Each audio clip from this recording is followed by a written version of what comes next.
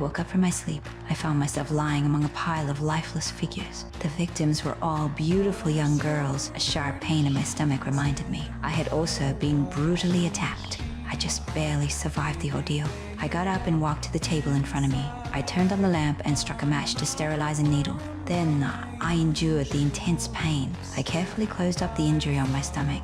The pain left me completely exhausted by the end. I felt like I would collapse at any moment. Suddenly, the light in the stairwell turned on. I knew the captor was coming back to pick another target. My hands and feet completely stopped listening to me. I accidentally knocked a jar of glue onto the floor. I could not care about that anymore. I immediately retreated to my original spot. I lay back down among the motionless figures to play pretend. He noticed nothing unusual, just like always. He picked up a figure and prepared to leave. He just reached the top of the stairs. He spotted the spilled jar of glue on the floor. He instantly sensed something was totally wrong. My heart jumped straight into my throat. He walked to the table and turned on the lamp. I had left the tabletop in a complete mess. The needle and thread still had fresh liquid on them. He immediately realized someone had woken up. He was just about to start his search with me. He planned to check everyone one by one.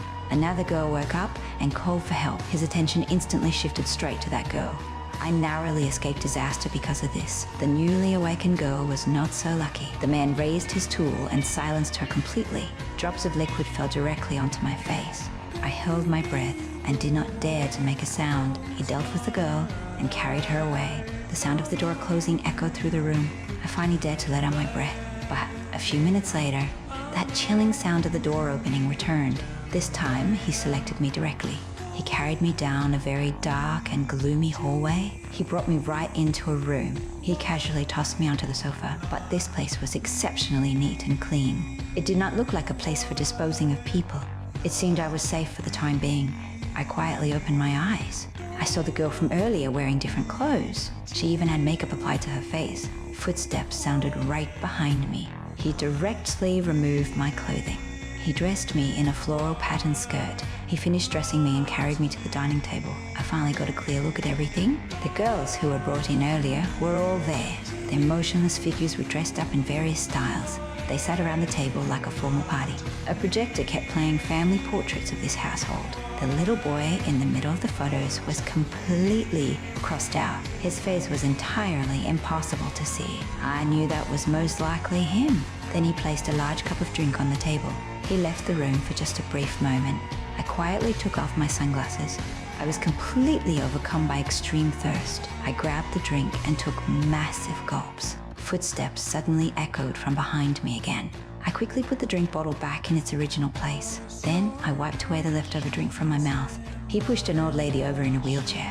She wore a ventilator and looked extremely frail. I assumed she was also a victim.